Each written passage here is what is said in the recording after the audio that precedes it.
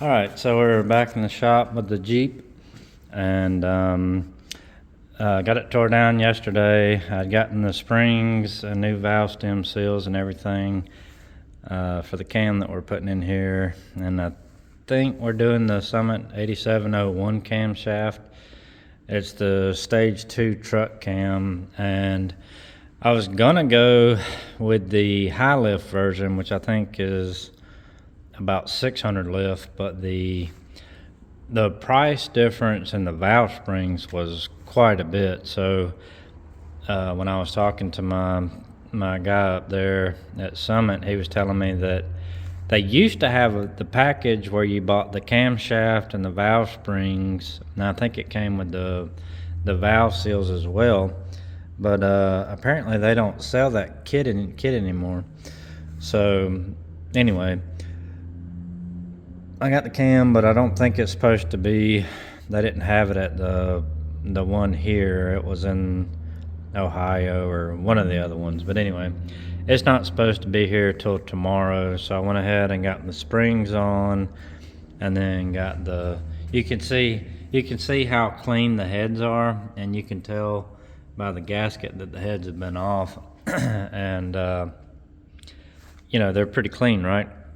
The rocker arms were disgusting, so I've got them in the parts washer over here soaking.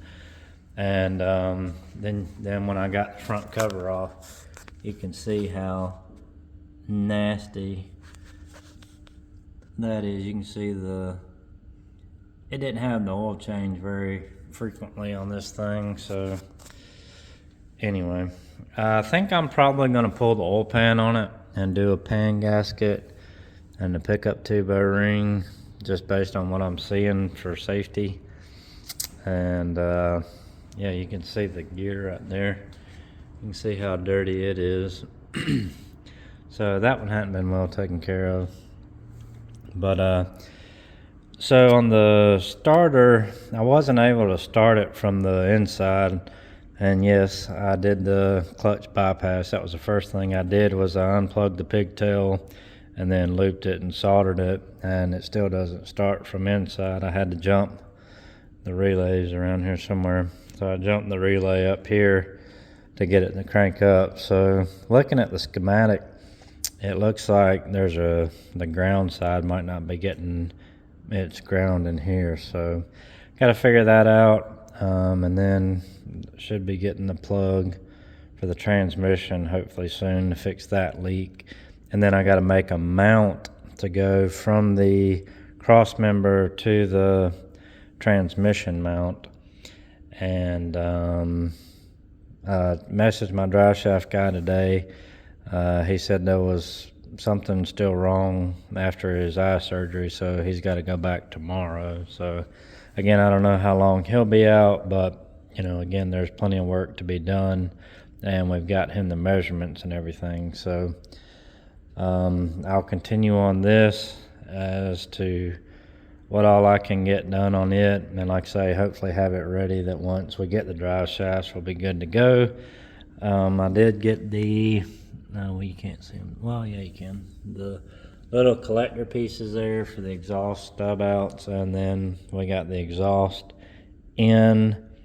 So I think you got some little one-chamber Flowmasters, so my cousin and I are not the same.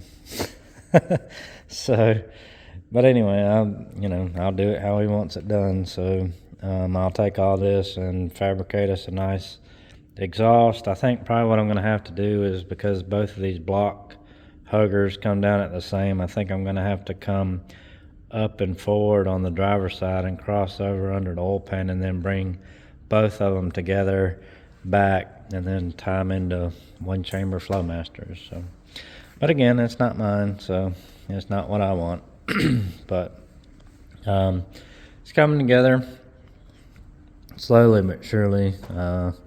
Again, I don't know how many things going on, but that being said, if you didn't already see it, there it is. So this was the surprise, or this is the surprise. We finally have our engine back from the machine shop for this thing, and so it's they ended up having to bore it. It's got new pistons. We had to put a new crankshaft because the crankshaft was eating out of it, and it had over 30,000 crank in play. And so anyway, we should be good to go now. We got 823 heads on it. We got the double valve springs, and then I got to do the trunnions on the rocker arms. Got a nice trunnion kit for that. And then I was looking for instructions for this daggone boost district thing, but I can't find anything. I looked on their website and everywhere trying to see. I guess it must be that intuitive that I don't need instructions, which typically I don't, but I would kind of like to look at something before I set it in the truck, because apparently the power steering and all that bracket's going to have to disappear, because apparently the inlet to the supercharger is going to be right where the alternator would normally be. So anyway, I had forgotten about this. So this is the crank pinning kit. So I'll have to get the balancer on there and then pin that, because I had forgotten about that. I ordered that last week, and it just got here. So I ordered 2 of them just in case. And this has the I don't know what kind of pan it is. Everybody was complaining about this. Apparently the stock pan on these is problematic with windage and stuff. So when I was parting out the other one, this gentleman basically made me take this oil pan from him on trade for some of the parts off of that one. So it has this billet bracket piece that bolts in and has the holes here, I assume, for the AC compressor. So I've got my motor mounts on, and we had it switched to 24X since the truck's 24X. This came out of his 08 Trailblazer, well, the bottom end. And this is a 06, I believe it was an 06 all-wheel drive. So he's got new headlights for it that I'm supposed to put in. That's not really what I do, but I'll do it. And I've got to go over the wiring and everything on it before I put it in there. And because this right here is the plug for the AC compressor, and the stock harness has 3 wires, and this one has 2 wires, and they wired and black taped these together. So I want to figure all that out before I set the engine in, because space gets non-existent. So again, I think I got to pull that apart, get rid of that whole bracket assembly, and then it has a little bracket and spacers and stuff. I tried to watch some other videos. I believe this is the truck style spacing or something. So that would have been nice to have known, because that was all in my way when I was taking everything apart. So now I get to disassemble it further and move along. So really excited to see this thing. I'm anxious to see what kind of power, the drivability and everything of it, as I've never done a supercharger like this. You know, like say 20 years ago, we had a 393 Windsor with a centrifugal style charger on it, and you know, that was a long time ago, and it had belt slip, and then, you know, whatever. So I'll be curious to see how it does. We got the 80 over here that Doug built for us a while back, so that's ready to go. Now we've got the engine. We do have a billet PTC converter we're going back with in it, and so it'll be an LSA 6-liter 4L80 with a PTC converter, and then it has long tube headers. I think they're Speed Engineering, and they had the Y pipe. So now, since we're supercharged, I'm going to get rid of the Y pipe and kind of do like we're doing on the Jeep, and have 2 3 inches merged together, and then have 2 coming and then figure out about the muffler and all that good stuff. So, but yeah, good to have this thing back and together. And speaking of together, I went ahead and put this thing together. So this is a 6.2 that I put together. This is actually out of the Denali. So the bottom end and everything. The heads these are off of Clifford actually. So these had the BTR 660 springs, and it's got a 8707 cam in it, and these are the headers I got from Daytona. So I've got it posted for sale. If nobody buys it, I'm gonna put it in my 62 C10, but I figured I'd try to move it before. And this is my aluminum 5.3, 799, 243 heads, TBSS intake. And this is 4.8 that we got from an individual off Marketplace, the one that was locked up, and got it freed up and everything. And just gonna try to put it together and just send it along. This is the it's stuck in there. This is the 5.3. So this is what happens when an injector hangs open and it can't compress it.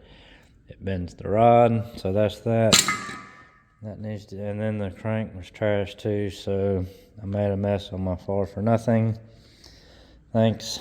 And there's the C10 still. So got a lot going on. Been busy. Just kind of been, trying to work on each thing. Get this to a point, and then, just kind of juggling stuff right now. But while this is on the lift, I want to utilize my time on the lift, and I want to go ahead and get everything done on here that I can. The exhaust, the transmission mount, and it should be about it. I just want to get all that done, and then again, while we're waiting on the drive shafts, then we'll switch sides for these, put our Trailblazer over here, and then that'll be just much easier to work on with it on the lift. So I might go ahead and set the engine in there, excuse me, and then put it on the lift and then do the transmission and all, because the transmission is going to be in a different position because it was a 4L65 to the 4L80, but the drive shaft and all should still be the same length. I will have to change the yoke on that, and a good source for that I found is four-wheel drive transfer cases already have the correct yoke on them. They have the 32 spline yoke, and they have the correct U-joint. So this one right here, this aluminum drive shaft there, that's 32 spline, and it's an outside clip. So I might be able to use this one. If not, I have a couple more. So there's a couple turbos, a billet S480 from Jose and a billet S475, and then their turbo 350. So this has to go out of here. And that T6 faller log, but it's starting to clear up over here since we're all getting this together, so that's exciting to see. I'm really happy to have this thing back. So anyway, that's the update for now. Hopefully get this in there, and then we'll do an update video on it, and get some more work done on the Jeep.